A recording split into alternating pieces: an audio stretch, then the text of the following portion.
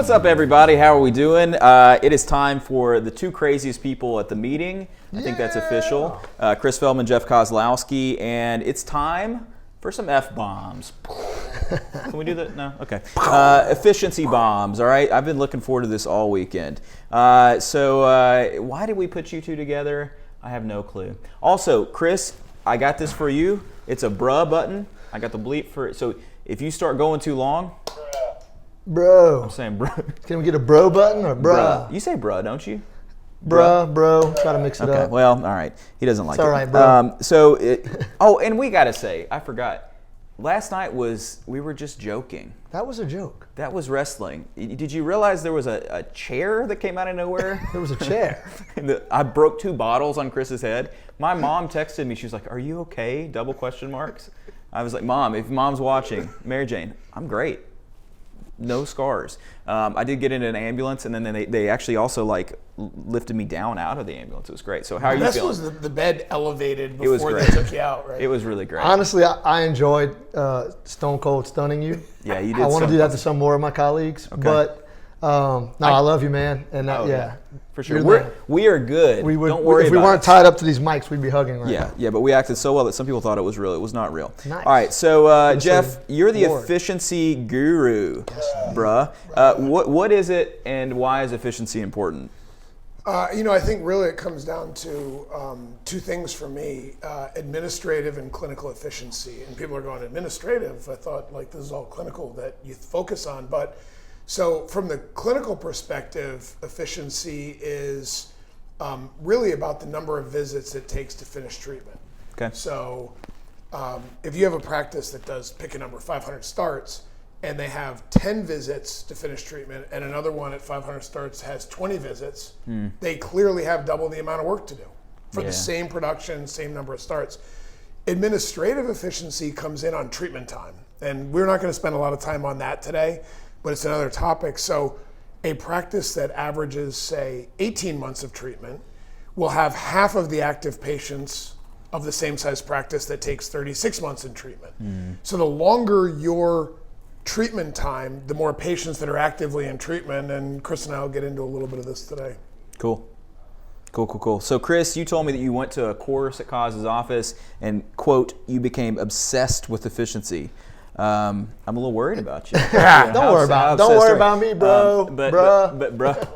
But first, tell me about that obsession with efficiency. Well, so it started, we try to go on a team conference every year. Yeah. And Jeff and Jamie Reynolds were having a little mini conference in Chicago back in 2017. And I thought that would be a nice, I love Chicago. That'd be a nice opportunity to go get some learning done and have some fun, good team meeting. So we went, the whole team and I went to Chicago, and from the start of their conference to the end, my mind was blown. Yeah. I was in the front row taking notes, and Jeff kind of opened the door to me, opened my eyes of what clinical efficiency is and why it's so important. And from then on, I went home the next week.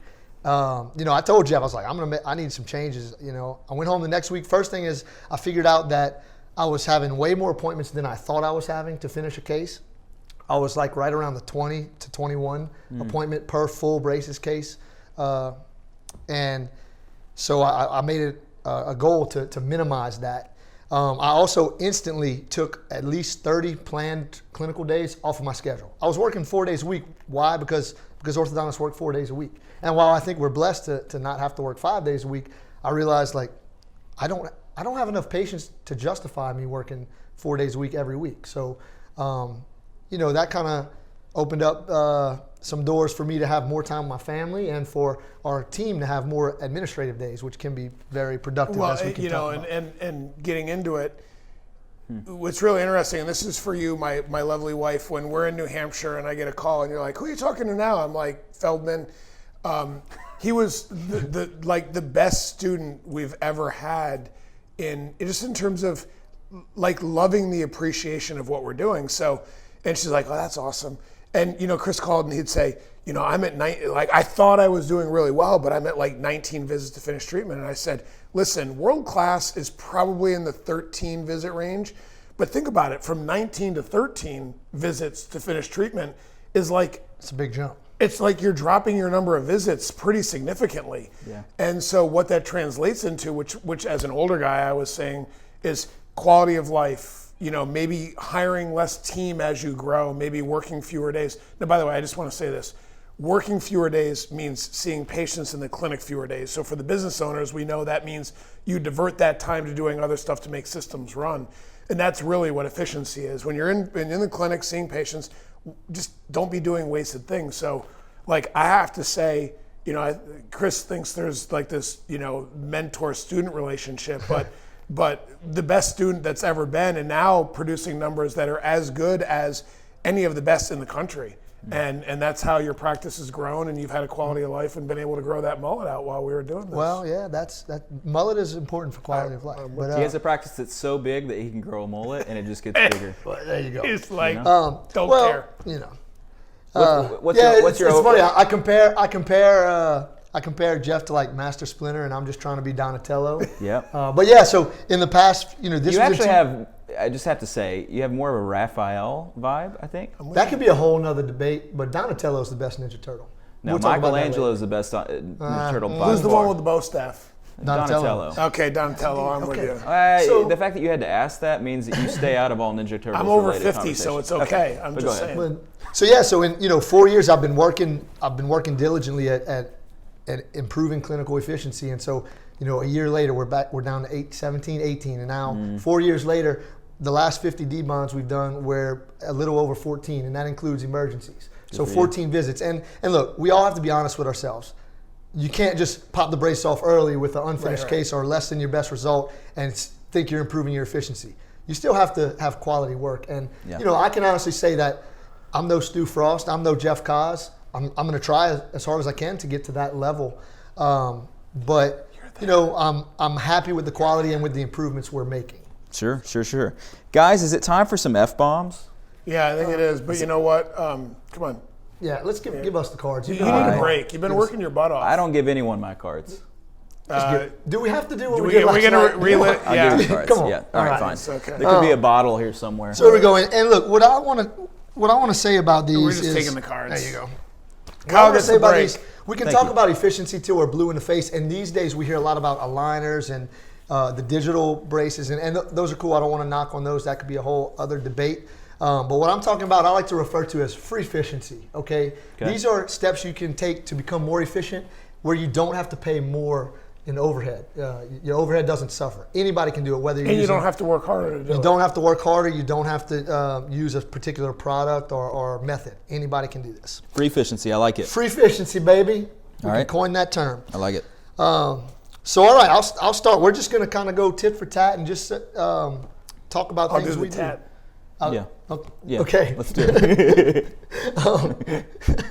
So, number one is just simple. Don't start your cases too early. Especially like those deep bites. Wait till those 7s come in so you can help to use those to level the curve of speed. Too many times we get excited about wanting to start the case and get those numbers up, but you start that case before those teeth are fully erupted. You're going to be in treatment a lot longer, and that's going to add more visits. Yeah, and you're going to see how we do this, which is I agree with that completely, unless the patient absolutely positively is not leaving your office without starting braces. Then, you know what, just treatment plan the right amount of time. True. So don't say 18 months. Tell them, I know it's going to take another 6 months for these teeth to grow in. It's a 24-month treatment. So we're not losing cases because we're waiting for teeth to grow all the way in. We're just being effective with it. So on that point, number 2, treatment plan the case. I see a lot of orthodontists that say, yep, you're ready for braces. They don't give a treatment time. They don't give their team kind of a list of what's going on.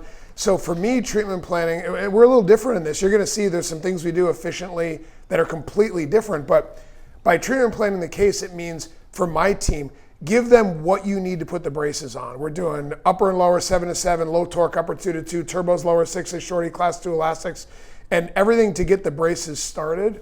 But then kind of making notes of kind of mile markers or goalposts along the way that you've got to check in on. Like at 8 months, we're going to update the x-ray to check on a moderately impacted upper right 3. Is the space helping the tooth grow in? So treatment plan the case. Yeah, so and you do it differently. I do it a little differently, Yeah. and this is something I started during the pandemic. I made a commitment to plan out my cases, and I try to kind of visualize step by step, appointment by appointment, what's going to happen. We know we can deviate from that, but from then on, every case that's going to start, I plan out what we're gonna do every appointment. And I have templates for some of your typical cases, like your class 1 deep bite, your spacing with deep bite, your open bite. So when you have that plan, your team members know what you're gonna want to do next, and you can kind of try to stay in that goal appointment number too. And you don't always do it, but in my plans, like what I thought was a 2-year, 20-month case a few years ago, 11 or 12 appointments with some leeway. You can do it in that amount of time if things go smoothly. In that amount of appointments. Cool. So another thing, number 3, we talk about phase 1s. I know that when I first got out, I had little knowledge or little experience with that, and I did too many phase 1 treatments. I think phase 1 is overused by a lot of orthodontists, and every time an 8-year-old cries in your clinic, an angel loses its wings. So in the past few years, my phase 1 cases has gone down. And, I'm not putting off work that needs to be done. If they have a jaw discrepancy that needs to be addressed, or if, we really need some space for some teeth, then we're going for it. But, extraction of upper C's and D's can do a lot. And we don't have any. I disagree. Yeah. Well, I just no. And I know you do it differently, and the way you do it's amazing also. But I'm happier when I'm doing less. But see, here this is the amazing thing about efficiency, right? We are 180 degrees opposed on this, but we're both efficient. So your efficiency is minimizing phase 1s, taking out C's and D's when we need to, and waiting to do an efficient, comprehensive treatment. Right. Mine is when there's a benefit to doing a phase 1. By the way, an angel loses their wings when kids get C's and D's out in my office. Okay, so you take them out in your office? No, we don't take them out at all if we can avoid it. The point is, with our clinical phase 1, it's bracket and wires, upper and lower 6-to-6, no expanders, nances, fill in the blank of all the other evil appliances we can use for kids. By the way, kids cry when they have expanders and reversible headgears and everything else too. And C's and D's out. But anyway, so the point is, if we're going to do a first phase of treatment, we're going to be excellent at it, and we're going to be efficient with it and efficient with our mechanics, and just eliminate like separators and bands and scanning and delivering and removing and putting this thing in and that thing in, like braces, arch development, align the teeth, finish phase 1 with a concrete endpoint, and then await a second phase so you can be effective with that. So nice. Can't argue with that. No, anyway, so another note on that. So sometimes we start phase 1 cases or our full treatment cases, we have to start a little bit early, right? You got to start before the 7s are in. So what do? You're looking at a 30 to 36 month case, right, Chris? Because teeth aren't in, the E's are still there, but you got to start for some reason because deep bite, palatal impingement, whatever the case. So why not put braces on, get them to a point where they're better, and then take a braces vacation? Right, so the orthodontists, we're like so attached to having the braces on the teeth. It's like, that you can't modify from that. So, but now you've got appointments after appointments after appointments where you're checking and nothing happens. So why not take the braces off, give the kid a little freedom, make him a retainer, and then wait to finish your comprehensive treatment when all the teeth have erupted. Yeah. So it's a way to kind of hybridize the phase 1, phase 2 approach, but when they're too late for phase 1, and how do you just not have it take 30 appointments in 3 years to do it? I think Derek Bach, called the braces vacation. He kind of popularized that, at least in my opinion. But I know it's a solid strategy. So bracket placement. I know we do this a little bit differently. Also, what we do in our office is the assistant puts the brackets on the teeth. I do upper 6-to-6, then lower 6-to-6, and then I do the 7s. So they place the brackets, and I position them. With this strategy, you can have sometimes 4 or 5 bondings going on at the same time, and I kind of compare it to like airplanes. Get in line and take it off, and while you're at one chair, they can be putting the upper arch wire in, or talking about rubber bands, things like that, before I move on to the next chair. But again, back to the point, it's two sides of the efficiency coin, right? because you're doing it efficiently by breaking it down into segments, where in my practice, the assistants will prepare 7 to 7 upper and lower, and the doctor will come over and put the brackets on themselves in about an average of 6 minutes. So when you divide up the 3 minutes and 3 minutes, it's 6 minutes in separate parts. And for me, so again, like this is the whole fun of efficiency, is you could do similar things completely differently and still view it as efficient in your practice. But for us, yeah, I mean, we bond 7 to 7. It's about a 6-minute process. And for me, the experience has been that when brackets are on the teeth before they're properly placed, you run the risk of that ambient light starting to cure them. And I think it can increase the number of bond failures. So we have 3 minutes. Oh, wow. So we're going to talk about some efficiency in an efficient amount of time. Oh, we're good at that. You didn't use your bra. Okay, 3 minutes. Okay, go. Let's go lightning round. Lightning round. Come on. All right, I'm up next. 3-wire sequence for 80% of your cases. Oh, yeah. All right? And use continuous arch mechanics. We're not going to talk about it here. Come to one of the courses, see one of the amazing people speak about it. Go. Yeah, for me, it's 016, 2020, then your finishing wires. Definitely can shave some visits off of there. D-bonds. A lot of us talk about same-day starts. How about same-day D-bonds? These can be huge. If they're in the chair and their teeth are where they need to be, and we try to have them in steels or finishing wires for a few months. That should be our mic drop right there. I mean, honestly, that same-day D-bonds, why schedule an hour appointment a month out when you're already a half an hour appointment in the office? They're ready. Let's get them off. And it'll make their day. They will be pumped. By the way, check with a parent before you ask them to get them off. Otherwise, you have a very upset patient. Yeah. Assistant briefings. How about this? Why have the doctor come over and spend minutes reading the chart to learn what's going on? The assistant's been there. Give the doctor the lowdown on what's going on with a patient stat. Yes, indeed. Retainer checks. We do this a little bit differently. I do one retainer check. I don't think more is necessary for most cases. I like to do one because of closure. I like a little closure and get some good pictures when their gums are nice and healed up. But one retainer check, zero retainer check. We're down to 0, yeah. Wow, good for you. Patient motivation. This is one of the things you coined free efficiency at its finest. And Cole and others talked about patient motivation day, like Cole during his cooking segment, which was amazing, by the way. No, thank you. That food was legit. It was really good. Yeah. But Cole talked about actually engaging with the patient and telling them what's in it for them. So here's the interesting thing, motivation is one of the biggest problems in orthodontic. We call it compliance, but in the profession, we changed it to motivation. If you can get patients to engage in what they're doing, that is free efficiency. Absolutely. Or Feldman's free efficiency, because you're doing no extra work after coaching and mentoring them to get them to do what you, the orthodontist, we need them to do to finish their treatment. So motivate your patients. Yeah. Feldman, what's up next? I think we're going to talk about admin days, and this is something you kind of shine the light on for me. When you get more efficient and you work less clinical days, you have more administrative days. Your team appreciates that. And then everyone goes, more. so do you pay them those days you're not there? Absolutely. We're like, heck yeah. They do everything in the office. Deliveries, marketing, painting, trim, cleaning, whatever. Yep. And you know what? Sometimes just having a cup of coffee and being a good team member. Yeah. Working on the practice, not in the practice. Mental health break. And that's, on my admin days, that's where all the retainers are made. So Was that all the You told us 3 minutes, man. Well, you could. That's Was there no more? bomb. No, there's no more. Oh, I mean, we really can talk were. about this for a while if you No, I know we can. That was good. No, I thought there were more. Oh, you're telling me. Okay, sorry. I'll wrap up. Let's wrap up with this. Maybe 2 or 3 things, because I like to, we've listened to all these. There's great ideas. There's a couple of these that I need to work on. What are maybe the 2 or 3 most important things that you see commonly in practices that, hey, fix this and you'll become more efficient? Maybe that's a tough question. Maybe I shouldn't ask that. I would say, we've talked about it today, appropriate delegation. Okay. Like teaching your team what you do, how you do it, why you do it, when you do it, and then teaching them how to do it effectively. We had a conversation the other day with Shane, right?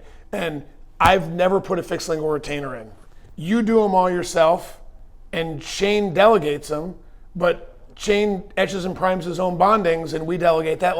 How do you, where's your comfort level with delegation? And, we have amazing teams, so how do we coach and encourage them to do things on our behalf in the vision that we would do? That would probably be the thing for me. Mine's just, honestly, understand the concept of what we're talking about and why it's so important. You have to monitor this. Yeah. Most orthodontists that I've talked to, and I was like this a few years ago, you ask them how many appointments it takes them to finish a case. and they have zero clue. And that's actually, a problem. that's a great you know, point. Like because I feel bad for them almost like, you know, we all have the most amazing job ever, but like you really don't know what you're missing out on until you understand like how much better it could be. And I know, you know, I'm not an expert in this. I'm a student of the game for life, but like I'm still learning. I'm just scratching the surface, and I know that the gains I've made, like there's still more to come, you know. So I don't think I'm there. You say you're still learning, but close. you're in the master class because you're down at 14 visits, and that really is the key. Is that people don't know, so they don't like if you're not tracking it in your practice, you don't know how inefficient you are, and your inefficiency, like you said, if you judge your busyness by coming in 4 days a week and how many patients you see a day, well, let's turn it around and say, what if you could do orthodontics in one visit? How many days a week would you be in the office and how many patients would you see a day? Like if you could just mint out orthodontic results in one visit, some magical way, it would be a totally different orthodontic practice than it is now. And so awareness is the first step to realizing that you have a problem. And what I'll say about Chris is amazing is he was the guy that said, we're great in our practice. And he called me and he said, we're not. But he said, but I am going to be, and guess what? A few years later, he is. He's one of the masters in the profession at it. No finish lines. So we have the case study right here. So hopefully it inspires you. You guys were awesome. My mind has been blown. The efficiency bombs are scattered. You know, the shrapnel from these efficiency bombs is everywhere. So great job, guys. Excellent stuff. Speaking of delegation, wouldn't you know, our next segment is on just that. So Shane and Brian and I are going to talk about a doctor that likes to delegate a lot and a doctor that doesn't delegate very much at all. And maybe if you're an assistant, kind of what that's going to be like. But first, we have a short commercial break.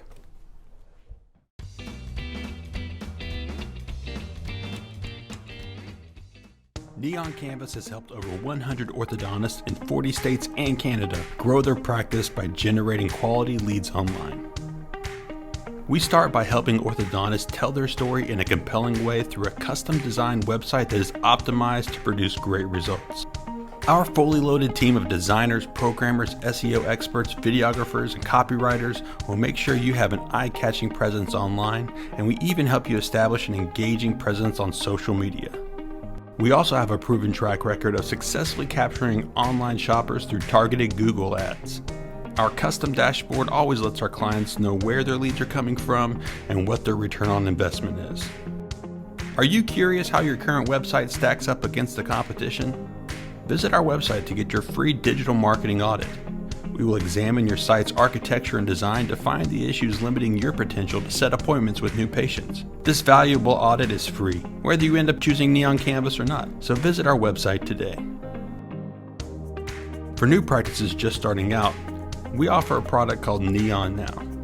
You get an agency-level website without the agency price tag fast. If you need to get going quickly and start generating leads, check out Neon Now.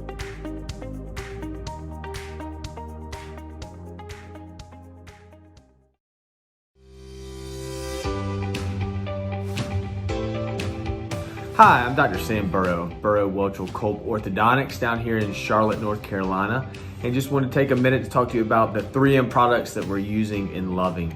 The first two that we really have to talk about, we use a number of them, including the brackets, the forces, the aligners, and all that. But what's really made a difference in our practice is the Clarity brackets as well as the Clarity aligners.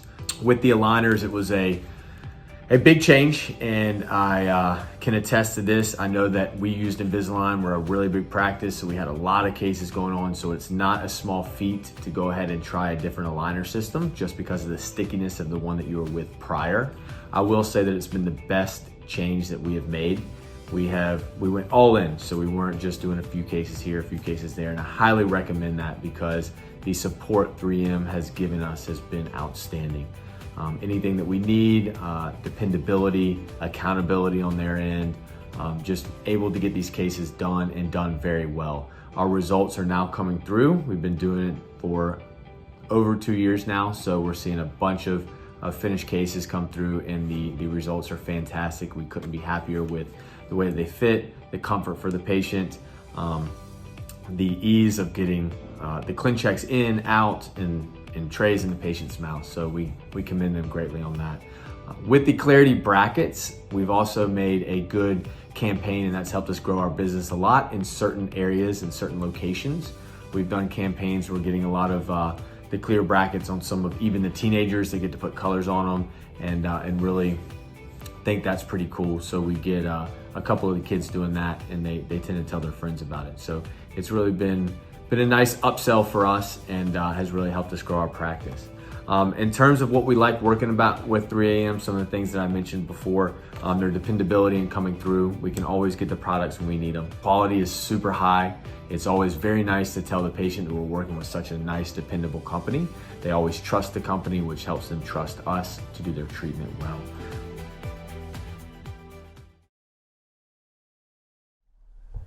Hello and welcome back. The award for the longest interview title of the meeting goes to this one, and it is officially called the Clinical Delegation Continuum, Assisting Orthodontists Who Delegate and Orthodontists Who Don't. I think I said the same thing last night, but who wrote this crap?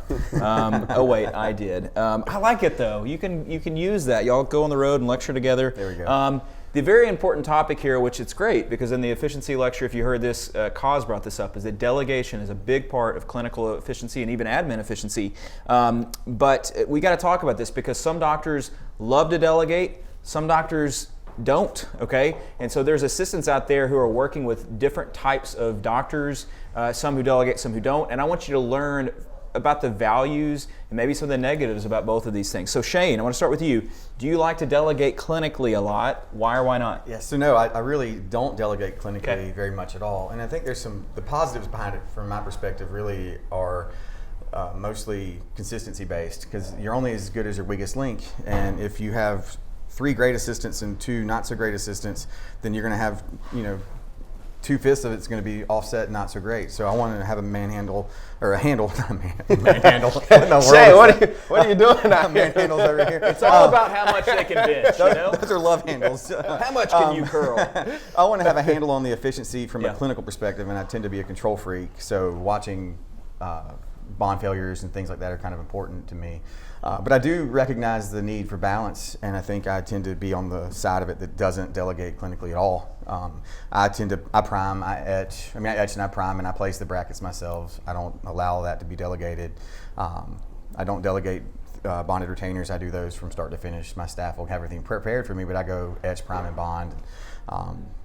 And all that's done by the doctor. So the benefits to that too from a perception perspective is one that if you've ever had an experience in another orthodontist office that the doctor didn't place the brackets, then the parents are like, oh, you're putting the kids' braces on? I'm like, yes, ma'am, that's how we do it. You're paying me the money. So there's that perspective too, but I'm interested to hear from your side how I can change, because I need to change a little bit. So. I'm guessing that you must be the opposite. Yes. Okay. I am. Even though we're color coordinated. So first today. of all, I mean, we've been on every panel I know. meeting, and then today we show up and it's like, this is too close. I think he had a camera in my room. I'm calling Boyer Shane over here. I'm not creepy now. I'm not creepy. But yeah, so for me, I mean, I think Shane bring up some good points. And like every time I talk about anything, I always say, listen, there's no right or wrong way. I'm not saying my way is the right way. It's all about preference. And for me, what I fixate on are some of the things that kind of get my gears turning is the fact that I hate having a clinic that is backed up. And so for me, the more I can delegate frees me up to do other things in the clinic to make sure everything runs efficiently and as smooth as possible. And so one of the things that he hit on is the fact that you're only as good as your worst team member. And that is absolutely true. And so one of the things that we try to do in terms of having to standardize all the protocols is, one, we have calibration days where we get everyone, after we've kind of been in it, no matter if you've been there forever, just starting, it doesn't matter. We kind of have a day with no patients so that we can just get everybody back calibrated on kind of what we want, how we want to do things. And then the other things, and not to sound like a repetitive person, is the technology that we invest in allows us to take away that independent way of doing it. So in other words, if I'm using Light Force, for instance, and I have the indirect bonding trays, I've already done all the work myself, so it doesn't matter which assistant puts the brackets on, it's going to go exactly where I want it to be. And so I think doing things like that, which takes out the the interpersonal preferences or way of doing things kind of really gives you that consistency so that you can feel comfortable delegating, because it is tough. You know, you want things to be right, and you're trusting your team members that they're going to carry it out and do it how you want. And so it's hard to do, but I think some of the newer technology kind of allows for that standardization across the board to help out with it. Yeah, what I hear you say basically is training and trust are the two keys to that. Yeah. And I'm a control freak and have trust issues apparently. No, I'm kidding. But I was actually about to say those exact things. You read my mind. So I don't even delegate like attachment placement on liners, and that's something we set that up. We've had the attachments where we want them. There's a template for it to go. It could easily be delegated, but I've noticed a difference when staff members do it. We put a little bit of active pressure while my staff member attacks each attachment, and there's less flash. So we've seen things in scans, and I'm like, man, I just feel like I need to hold on to that, but so I don't let me push let go. back. Yeah, please. The first time you placed an attachment template, how did it go? Not so great. Yeah. The first time you placed brackets, how did it go? What about a fixed retainer? You know, so I guess, and I don't want to bring my thoughts into this because you're going to feel ganged up on. Because not at all. I will not feel ganged delegate up on. Everything. You could handle the two of us. That would be a good wrestling match. That actually, would be. You know? Listen, somebody like we're goes on this high, side. somebody goes low, and listen, we can get them. But no, I do think the beauty of delegation in general, and it applies to like literally anything that happens in an organization, is not just that you're able to put things off on other people so that you can do other things. It's actually, believe it or not, that you'll find that people are oftentimes better than you are at doing it. So that does require trust, and it does require leadership and training and all that kind of stuff. Not everybody. I think I'm really good at placing brackets, but I've got some team members that are also really good at it. And I still come up and I check, and we standardize via the way of like we use APC brackets. Now they're flash free, so it doesn't take that long. They put them on there. We use a height gauge so that it standardizes it more so. They know my preferences. After 4 or 5 years of placing brackets and me coming up and checking them and them watching me, they get pretty dang good at it, you know? And then we have our standardization times. What did you call it? Calibration. Calibration. Yeah, we do that kind of stuff. 3M rep comes in, Chris comes in, he goes over how to do the bonding, all that kind of stuff. And honestly, I mean, you'd have to see it kind of in motion, and you may be like, this is terrible, I don't know. But I think you'd see like, oh, that's pretty cool. And it does free me up to do important things like get on Facebook. You know, and I need to do that through my day. Well, we can only be in one place at a time. So if you're supposed to be in 5 different places at the same time, that will drag you down. And we have this little light that'll flash, like when you have waiting patients over a certain number. And when I see that blue light flashing, I'm like, okay, I need to. I start sweating a little bit. Yeah. So Shane, though, obviously there are positives of delegating less, and that's the point. It's not to beat up on one way or the other, and you can make arguments either way. And these really aren't even arguments. We talked about this. It's not like we're arguing with each other. It's just we're kind of discussing it because I do think it is a very central conversation that I don't hear discussed a lot. But what are some positives of delegating less? Delegating less, like I said, the biggest positive for me is just the consistency between. I'm the same person doing it on everybody. It's done the exact same way, and I think that's a fairly strong positive. But if I can get past that with the training aspect, I think that would be helpful. I have 17 clinical assistants. In 3 offices that we're trying to, so it's hard to train everybody to that same standard, and the more you have, the more chances there's going to be something not done the way I want. But the more we grow, the more need there is to learn to delegate. So we do calibration days on things that I do delegate, such as tie-ups and certain things that we do. We want them to do it the same way. If somebody's making a half bracket active open coil spring, I want it to be the same with each staff member. Sure. I've just not come to that place where I know where I want to draw the line on where I want to delegate and where I don't. And well, where is that line? That really is like the big question, because certainly, I need to delegate fewer things than I probably do. I probably am guilty of, like, especially when we're really busy, like, oh, just tie it in, you know, or just go ahead and cure that bracket, or whatever it is. And so I probably need to come closer to you, and maybe you need to come closer to me, and then Brian's in the middle, you know? Yeah. I'm just playing. If we get a little Brian sandwich, a little Lockhart sandwich, little Cass sandwich. I don't know. You got it right. I got it right. Okay. Yeah, finally. So Brian, maybe give me some positives of delegating more. What are those? Yeah. So the other thing that I think kind of gets overshadowed a lot is we look at the results that we have from delegating and not delegating, but I look at it as empowering the team. And I think a lot of them enjoy that. Like if you think about some of the assistants that are, general dentistry, where they kind of just hand things over and just kind of do things. I tell people at the beginning, like, you're going to do a lot more than what you're probably used to. And I think they like having that responsibility of feeling like they are a big part of the team because they have a big responsibility to do it. So I think that empowers the team to really, step up to the plate and do more. The downside of it is the opposite of what Shane said. I mean, sometimes, that wire walked out with, too long in the back. Or maybe they were etching and the patient closed down and it got wet and they just said, it'll be all right, and moved on. And so the bond should, so you have that there, but the more you kind of harp on it and kind of go over things over and over again, they understand the importance of every single step. Then you finally get the ones that say, I walk over, like, what's taking so long? Well, they moved and it got wet, so I had to dry it off and start all over. And it's like, you don't get mad at that person. You kind of congratulate them because they understand the importance of it. But even still, you lose some control over some of the aspects. But the way I look at it is, we're not seeing people one time. We're going to see them over a length of time. So if anything gets out of whack or whatever, it can be reeled back in, and everything will kind of turn out like it needs to be. I agree. I think the empowerment part's critical. One of the things our staff in general love about their job is the autonomy they have, the ability to kind of do a lot. And for me, taking that next level with you wouldn't be that far of a step to go from what they do currently do. It just requires me to be ready to train and trust. Yeah, for sure. All right, so we're going to keep going through this, kind of looking at positives, negatives. Shane, what are some negatives of delegating less? And you've kind of gotten at some of this, but yeah, like I'm not in one. I can only be in one place at a time. So you get to this burnout stage where you feel like, oh my gosh, I'm doing so much, and we'll see 90 to 100 patients a day out of a 5-chair office, and just with one doc. And if you're not delegating, that becomes hard. So you just get to the point where you're just tired, physically tired. It's a lot of work. I feel like I delegate as much as I can, and I'm tired. So I can't imagine how tired I am. And then you go home and you got 6 kids and like 17 animals. So looking at things from that perspective, I'm like, man, I could free my life up a little bit to go home with a little more energy, and that's important. This is a longevity thing. This game is the long run, and I'm only been in it for 12 years, which seems like a long time to Has some. this started to feel like an intervention for Shane? I do. It's like it's therapy. It's like I've realized that my life is Come on, everybody, come on out. Well, I'm sure I'm not the only person that's watching this that has Absolutely control not. issues too. So it's probably good for them to see I'm not the only one who doesn't delegate. Maybe this is how I can work through that. There was another officer. Not sorry to cut you off too. I forget who it was.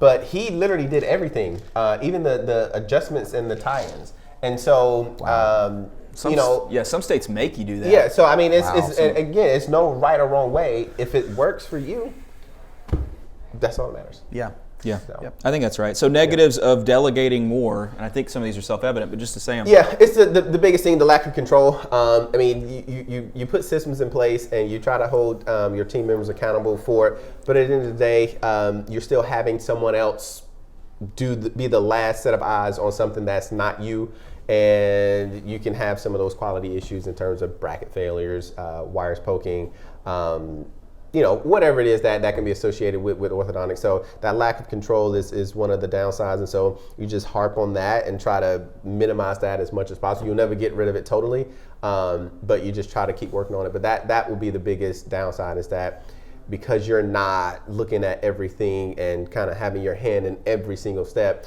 it's kind of hard to really be in the moment. Yeah. To address that a little bit with how we do things, I do delegate certain things, and we have a clinical coordinator in each office. Yeah. And that clinical coordinator's job, especially with a fairly newly trained assistant, is to check everything before the patient walks out the door. Yeah. And she'll check, and if they have it right a certain number of times and she starts to feel comfortable, she'll come back and talk to me and say, okay, I think they've got it together now, they can self-police. Yeah. But instead of my eyes being on it all the time, I do have someone I delegate that I trust. Yeah. And that way it's not 7 different people doing things 7 different ways. It's my one person who I know I trust can go behind me and make sure that they're leading. A mini me, like a mini me. A mini me. Now I'm thinking of mini me now, and the mini Dr. Evil, and I don't know. So now I've lost completely my train of thought. It's hard to put a big beard on a female, but Here's the reality. Like, for those that delegate, I delegate everything that I possibly can. I mean, really, and I know there's people that delegate even more.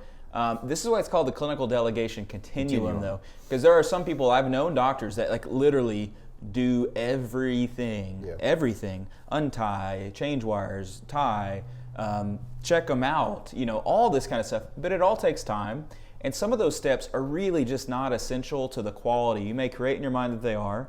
And actually, I would even go as far as to say is that some of those things can be done better if you've delegated some of those things. Because you're having to rush through this one process to be able to get to this other process, and now you've actually lowered the quality by enforcing your place in that.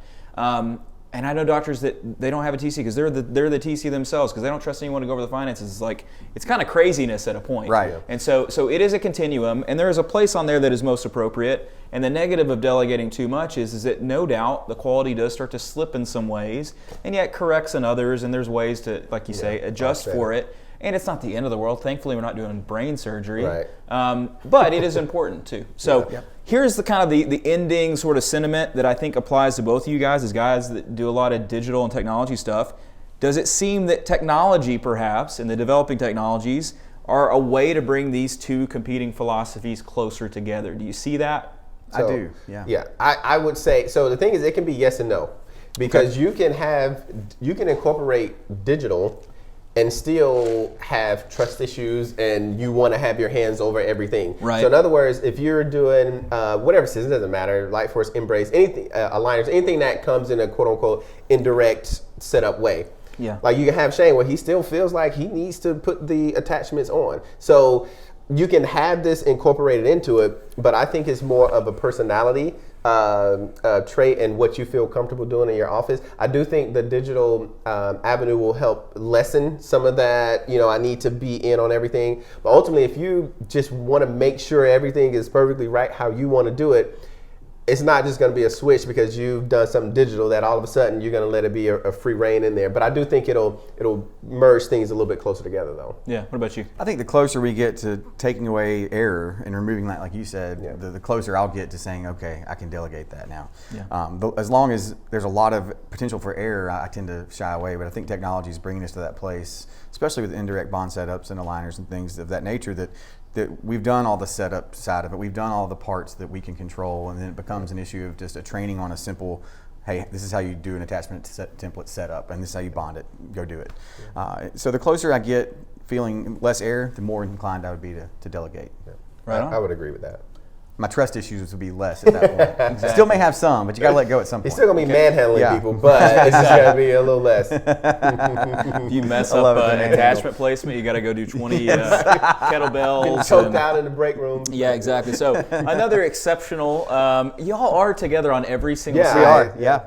Who made that agenda? I guess that was me. I've enjoyed it.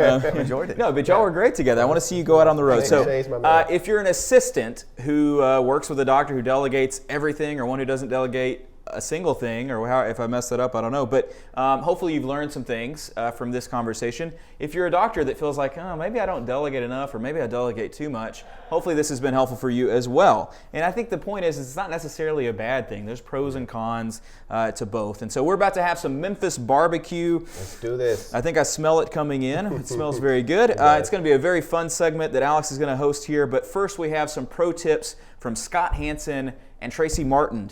Enjoy. Hello everyone, I'm Scott Hanson, practice growth consultant and CEO of Lead Sigma.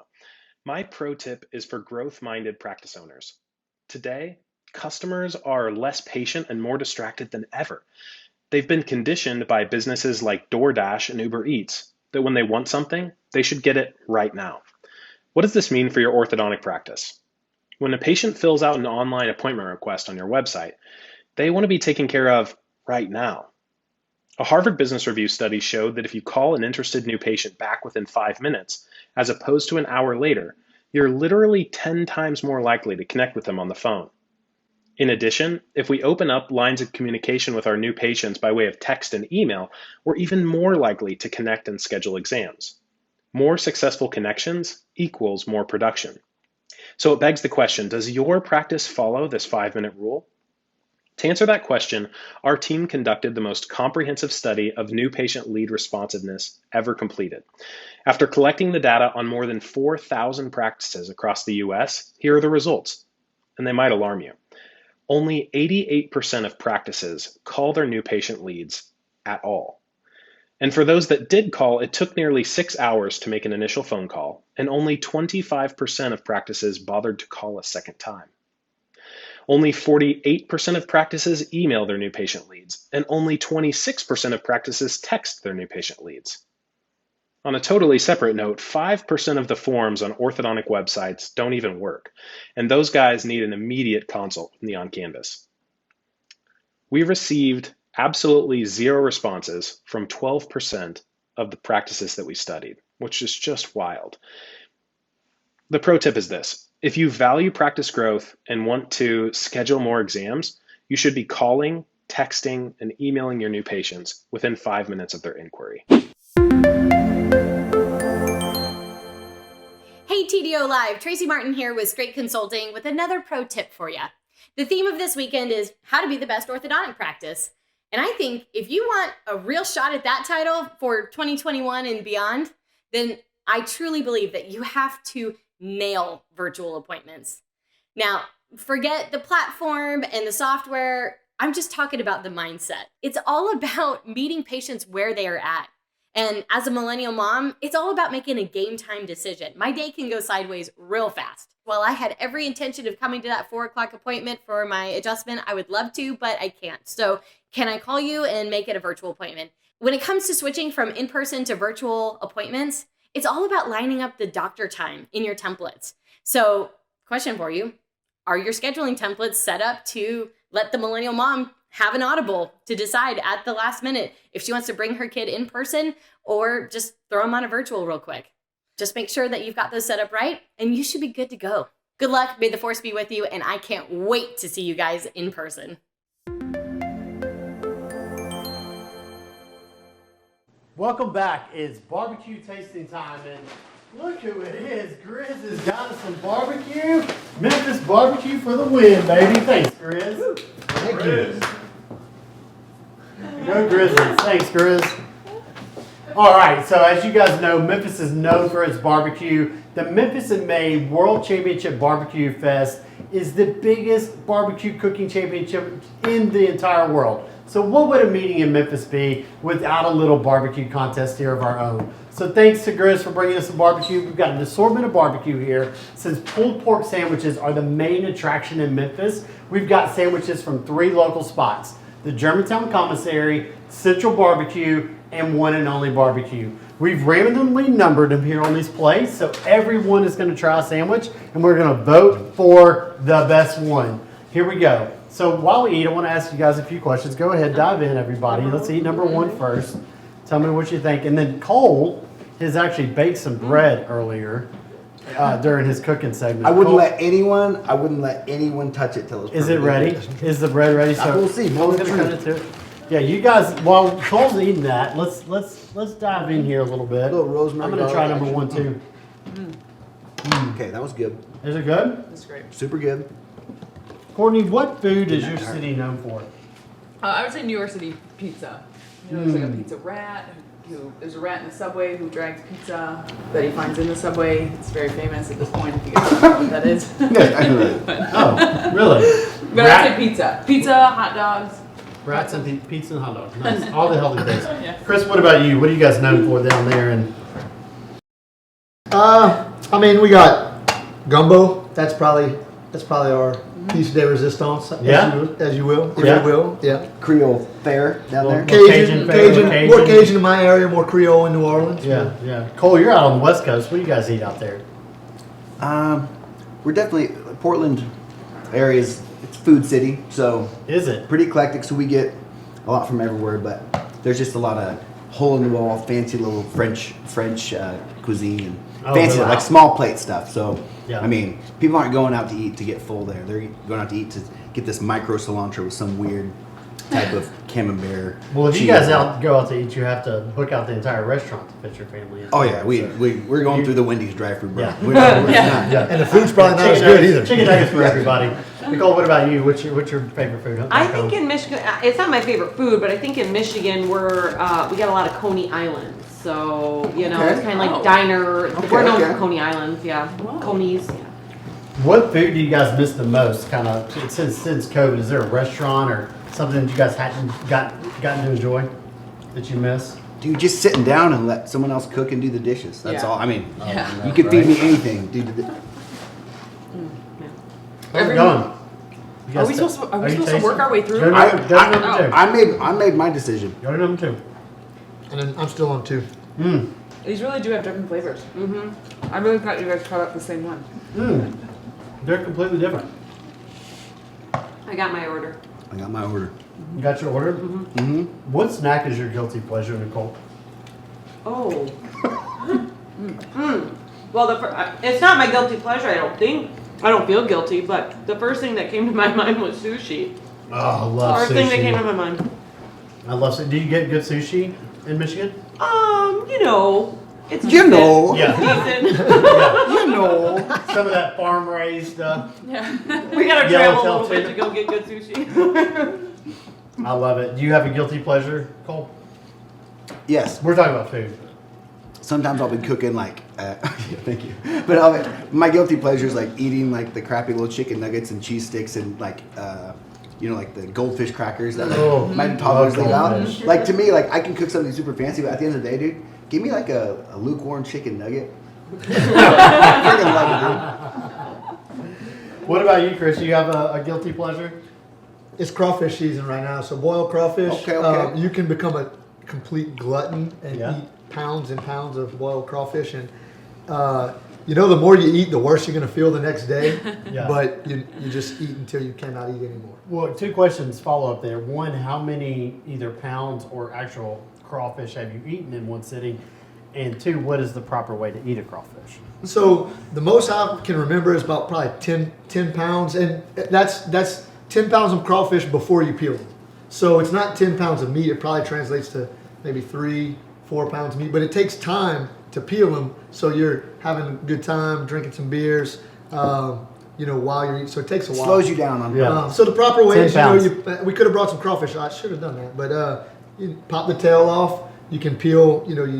There's different techniques to do it, but you peel off the outer shell, and plenty of different types of sauces you can make. Usually it's a mixture of ketchup and mayo with a little bit of spices in there, and dip it in, and it's delicious. Well, I know some people insist on sucking the guts out, right? I mean, Some people do that. I'm not into so that. that's but, not the proper way to eat a crawfish. Well, there's no wrong way. No wrong way. There's no wrong way. We don't judge. I love it. Crawfish and Oreos. All right, guys, we got to do some voting here, right? We could do this all day. We could sit here and eat, but I think I everybody feel else very will strongly see. about my order. I feel All strongly right, about all it. right. Well, I feel pretty strong. Cole, why don't you give me your number one? I got 2. You got 2 number ones. No, I got my Number 2. my number 1. Oh, your number one is number 2. You want? Let's call it first place, second place, third place. Not so I don't get confused, so you don't get confused. Wait, who's I on know what I'm first? talking about, Alex. So what's my number 1? Yeah, my first I place. just want your top pick. 2. Number 2. All right. What was that? Oh, okay. Well, you know. Nicole, you have a little feedback there. What about yours? 2 was my last choice. My What? first choice Oh, was number 1. Oh, wow. Okay. All right. Chris, what about you? What was 2, 1, 3. So number 2 was your favorite. Make it simple. 2, 1, 3. Yep. Okay. All right. yes. Dr. Courtney? I'll give you more numbers. to make it 213. simple. By the way, Dr. Courtney gets the Happy Plate Award. I'm from happy- the Clean Plate Club always. The Happy Plate Leave it Award to goes the to Dr. Wait, and I Courtney. gotta tell you my guilty pleasure because it's been staring at me from the moment I walked into this Oh, I didn't house. get to ask you a guilty pleasure. It's those Sour Patch Kids over there. Okay, they will Sour be Patch missing Kids. when I leave the house. I love Sour Patch Kids. But I love them. I'm gonna go against the green, but not purposely. I like number 3. Oh, you know what? No, I 3 like- was my second choice. I like number 3 also. It was also my favorite. I didn't do that just to piss up the Courtney either. So we have a tie. We've got a tie between 2 and 1. I think the only way to break that tiebreaker We're would between be 3 and 2 and 3. Nope. 2 and 3 for 2 and first 3. place. 2 and 3 for 1 and 2. We didn't The plan the only way to Abbott and break Costello that thing, guys. We did not plan this Yeah. Abbott and Costello bit. We didn't. Like 2 and 3 are tied for 1.